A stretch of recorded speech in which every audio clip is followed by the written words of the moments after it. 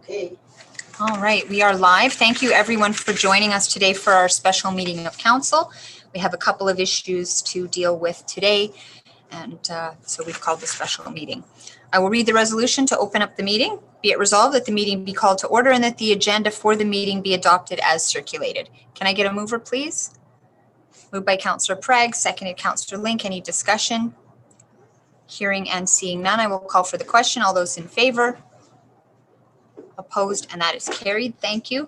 Our first item today on the agenda is a dangerous dog declaration, and I believe we have our animal control officer, Megan Main, with us today to discuss this case before council, and then we can read the resolution after she's presented. Ms. Main, are you with us? Hi, everyone. I'm here. Hi. Everyone can hear me? Yes, we can. Thank you for joining us. Absolutely. I'm going to turn it over to you to present. Okay. Thank you. So the reason we're here today is section 11.1 of the 2019-08 Animal Control Bylaws. So I'm just going to read that section out to you first. So that council shall determine whether the dangerous animal should be destroyed or released to the owner subject to conditions set out in section 11.2. The decision of council shall be final and not subject to appeal. So that's what we're here for today. I have declared the dog dangerous already. We've waited the 10-day appeal period and the owner has decided not to appeal. So I do want to read out my report and recommendation to you. This is document ACO 0 for everybody if you need to follow along or have any questions. So I'll go through my report and end with my recommendation, and then maybe we can do questions and discussion afterwards. Okay. So summary of events. I just wanted to summarize what has happened to date. So January 10th was the date of the incident. So dog bites human. ACO attends owner's residence and speaks to owner regarding incident. ACO inspected dog enclosure, dog placed in home quarantine, owner confirms dog's rabies vaccination. January 13th, ACO receives photo of bite injury. January 14th, ACO speaks to victim regarding incident. January 20th, ACO attends owner's residence, dog is in good health, quarantine lifted. Notice of dangerous dog hearing delivered to owners, photos of dog enclosure taken for file. January 27th, ACO conducted dangerous dog hearing. Hearing concluded to allow ACO time to review all documentation provided by owners and make a determination. January 28th, ACO declares dog dangerous. ACO delivers dangerous dog declaration to owners. February 8th, deadline to file appeal. Owner contacts RAMS and RM office stating they will license the dog as a dangerous dog and will not be filing an appeal. February 9th, RM office receives payment from owner for dangerous dog license. So I did provide a few documents there to back up the information I just went through. So for my dangerous dog hearing, I, Megan Main, Animal Control Officer for the Rural Municipality of West St. Paul, conducted a dangerous dog hearing on January 27th, 2021. This hearing was held to determine if the named dog Tuxedo or Tux should be declared a dangerous dog. The factors listed in section 10.5 of bylaw number 2019-08 were taken into consideration in order to make my determination. In reviewing the facts of the case, the following factors were integral in reaching my decision. So section 10.5A, whether or not the dog has attempted to or caused injury to a person without provocation, whether on public or private property. 10.5C, the circumstances surrounding the injury of such a person or animal. Based on the information collected from the RCMP, the owners, and the victim, the dog bit a person causing an injury without provocation on public property. As per the photo of the injury obtained, the injury was substantial. For these reasons, I declared the dog dangerous. Other considerations: in considering the other 4 listed factors and the documentation submitted by the owners, it is my belief that this may have been an isolated incident as the dog has no history of aggressive behavior to my knowledge, no previous incidents on record. Please be advised, I met the dog in question and have noted no behavioral concerns. Since the incident occurred on January 10th, I have had numerous encounters with the owners. In my opinion, the owners have not taken this incident lightly and have expressed concern for the victim and the community. The owners have been cooperative and have adhered to all restrictions I have imposed as per Section 11.2 of the 2019-08 Animal Control Bylaws. I believe them to be responsible pet owners and do not believe this incident was a cause of negligence or irresponsible pet ownership. The following documentation is evidence I've collected and have based my recommendation on. So I went through Section 11.2 of all the conditions that we would impose on the owner and just noted if they have taken action or are currently taking action to adhere to these conditions. Essentially, they have done everything except bottom of my page here, it says remaining conditions have not already attended to by owners are that of having the dog tattooed upon the ear and signage posted at the entrance of the property. The animal control officer can make arrangements with the owner to ensure the tattoo is done and still needs to provide the owner with the signage in order to adhere to this condition. So I still have to provide that signage to the owner. That's why they haven't adhered to that one. So my recommendation, based on the data collected to date, as presented to the Municipal Council, and further based on the owner's compliance and willingness to adhere to the restrictions imposed upon them, it is the belief of the Animal Control Officer that the owner is capable of safely owning a dog that has been declared dangerous.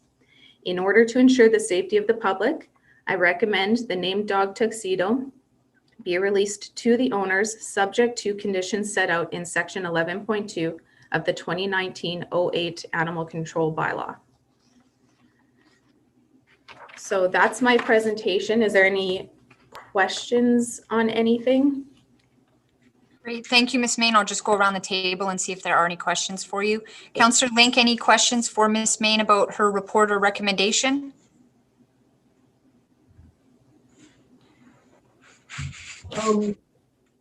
Are we going to be, is the owner here to talk with us or no? No. So, okay. Then I only have one question, and I've read everything, and it doesn't appear, the dog was last seen by the vet when it had its rabies, by the looks of it, last December. So I wonder if this dog has been examined recently by their long-standing vet. You know, sometimes dogs that are getting a little older, it's getting up there, it's 10. Sometimes they're having some physical problems and nobody's really aware of it. And right. Sometimes that can cause a change in behavior that's sudden like this. So I'm wondering, has the dog had a recent examination by a vet? Not to my knowledge. So it was done in December 2020, which was about 2 months ago. Not long ago. So that was the last. So, but okay. Not since then, to my knowledge. Okay. All right. That's my only concern. That maybe there's a little physical problem that no one's picked up on yet. That's right. My only concern. I see that a behaviorist has been involved and all the rest of it, and you've done a very thorough job, and so have the owners. How was the fellow who was bitten now? Unfortunately, I haven't been able to speak with the victims since the 14th of January. I haven't been able to connect with them, but it wasn't a small injury. So it's definitely, I think he's doing okay. When I talked to him, he was upset about other things that were happening in the neighborhood, not necessarily about what happened with the dog. Right. So, but that's the last I was able to talk to him. Okay. I just have thought of one more question. When you spoke to the victim, Now, had he seen the dogs recently prior to that incident, or it had been a period of time? I didn't ask him that specific question, so I don't have an answer for that. I did ask him if he had a history with the owners and the dog, and he said yes. And he also said he had never had any issues or concerns in the past. Right. Okay. Thank you. Yep. Thank you, Councillor Link. Councillor Bichetti, any questions regarding the report or the recommendation? No, I agree with it. Thank you. Thank you. Councillor Kleiber, any questions for Ms. Main? Hi, how are you? Good. How are you? Good. I see you got my dog adopted out, the one that was in my yard. Oh yeah, that one got snagged up pretty fast. That was a nice dog. Yeah, she was. Anyways, with regards to this dog, you mentioned that it was an isolated incident, and I agree with you. This seems to be kind of a strange situation. I think in the past, when we declared the other dogs dangerous, there was multiple issues, like there was multiple bites and so forth. And it seems to me that when I read the report that the owner said they pulled the dog back and the dog was fine, that dog was then not aggressive after the fact. So do you think the dog was spooked a little bit? Honestly, I don't think there's a way of knowing. I think it could have been anything, to be honest, and we'll never really know. Okay. So do you think that you think this is an isolated incident, which I think as well. I think it's just an isolated incident. Now, if we declare this, you've already declared the dog dangerous. Are they able to walk him? They just walk him with a muzzle? Right, correct. So Okay. On public property, he just needs to wear a muzzle and be on a leash no longer than 6 feet and controlled by the owner. And he was on a leash when this incident happened as well, right? Yes, he was. Yeah. Okay. So the change is really that we're going to put a muzzle on him so he doesn't bite. That's right. Okay. Yeah. All right. That's and I don't know that I agree with him being a dangerous dog, because I do think it's an isolated incident. But if that's what you think, and you think there would be a repeat scenario, then Well, I don't necessarily think there's going to be a repeat scenario, but because of the injury that he caused, I want to ensure there will never be a repeat scenario. Okay. And the way we can do that is the muzzle. Did he bite or did he scratch? We don't know. You don't know. I know, because my dogs scratch me, and I've got scars, and it's just they want me to pet them, and I haven't done their nails. Yeah. Yeah. So sometimes that's the case too. Okay. Right. Well, thank you for your due diligence. Appreciate that. Thank you, Councillor. Councillor Prague, any questions for Ms. Main?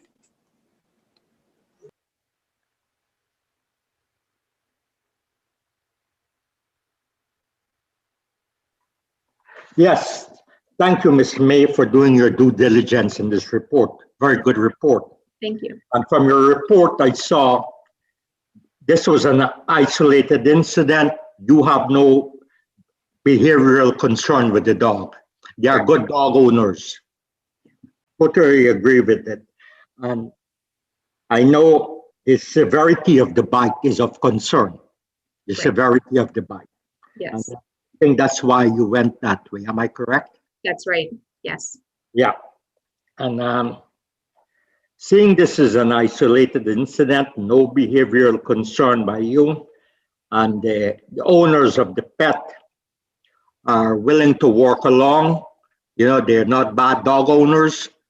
And I'm very happy to hear that everything worked out, not like the last one, as another counselor indicated. Thank you again for a very well-written report, and your job well done. Thank you. Thank you, Councillor Prague. My comments are similar. I guess I would just have one question. I do want to commend you. The report is very thorough. It's excellent. It makes it much easier for council to understand what happened and to understand your recommendation. And all of the information provided really helps us make an informed decision. So thank you for that. And I really appreciate the letter that was submitted by the dog owners. It's very clear they take this seriously, that they agree with the designation and haven't put up any questions to that, and immediately began treating the dog as if it were designated dangerous, which is extremely respectful, and that they recognize how serious. So I definitely take that into consideration in what I was looking at as well.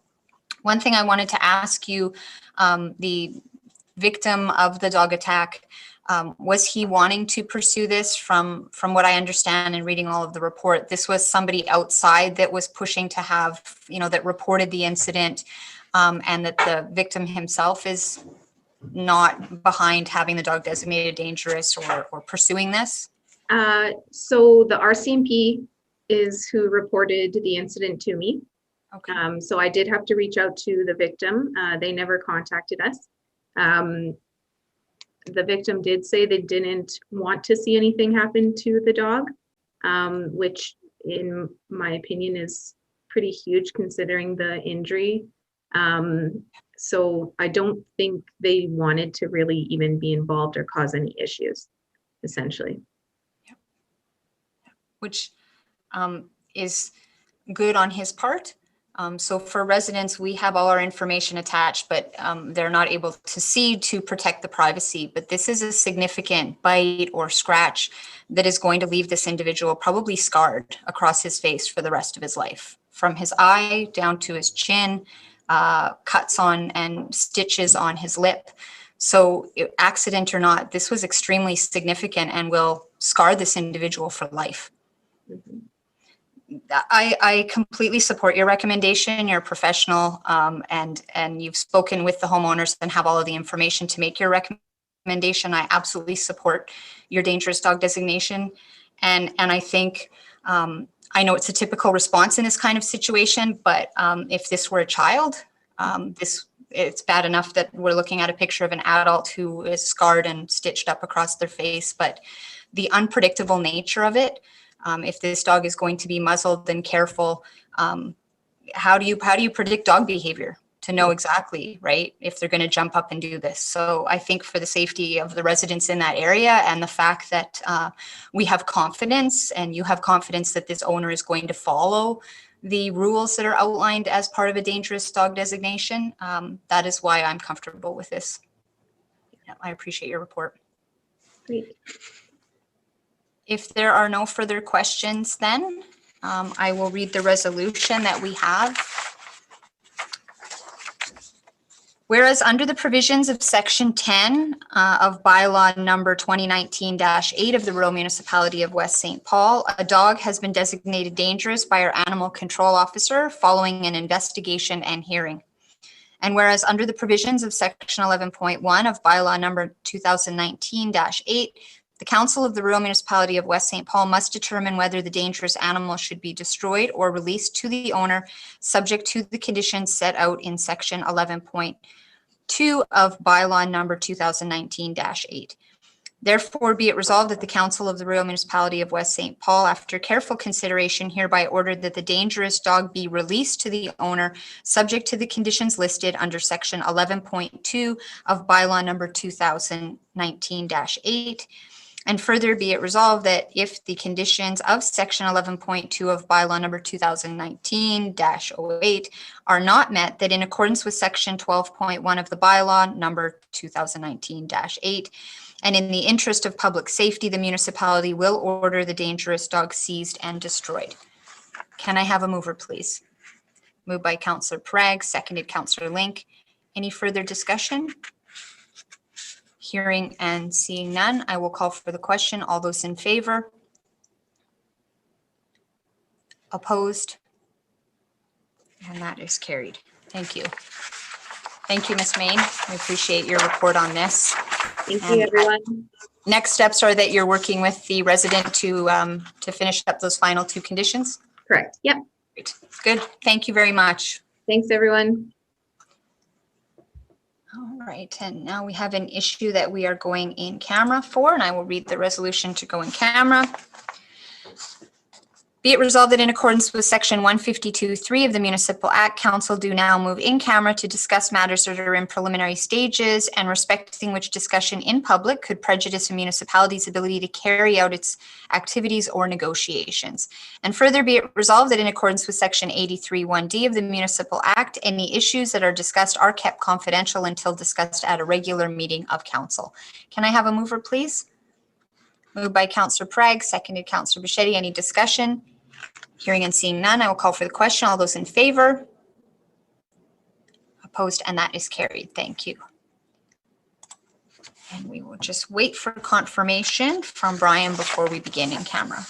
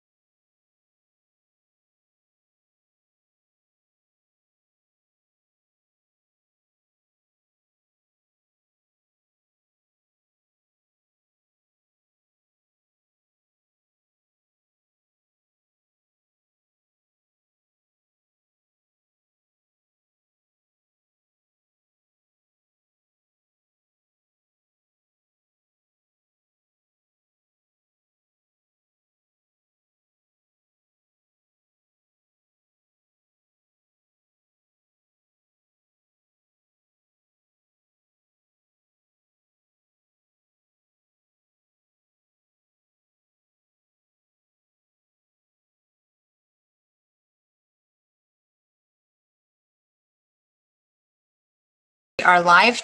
Thank you to anybody that's been waiting patiently for us to come out of camera. Thank you. We have one resolution coming from our discussion out of camera, and I will read that resolution. Be it resolved that the Council of the Rural Municipality of West St. Paul approve removing condition number 5 of subdivision file number S20-2871. Be it further resolved that condition 1 of subdivision file number S20-2871 be amended to include in the development agreement construction standards for new roadways, including a portion of Cadillac Lane needed for the new subdivision east-west roadway that connects to Main Street, and buffering requirements between new commercial lots and existing residential lots located along Addis Avenue. Can I have a mover, please? Moved by Councillor Prague, seconded Councillor Buschetti. Any further discussion? Hearing and seeing none. Councillor Link, go ahead. Could we have a recorded vote, please? Sure. Ms. Shaw, request for recorded vote. Hearing and seeing no further discussion, I will call for the question. All those in favor? Opposed? And that is carried. Thank you. And can I have a mover and a seconder to adjourn the meeting? Moved by Councillor Prague, seconded Councillor Kleiber. Any discussion? Hearing and seeing none, I will call for the question. All those in favor? Opposed? Thank you. And our meeting is adjourned for this afternoon. Thank you. Enjoy the rest of your day.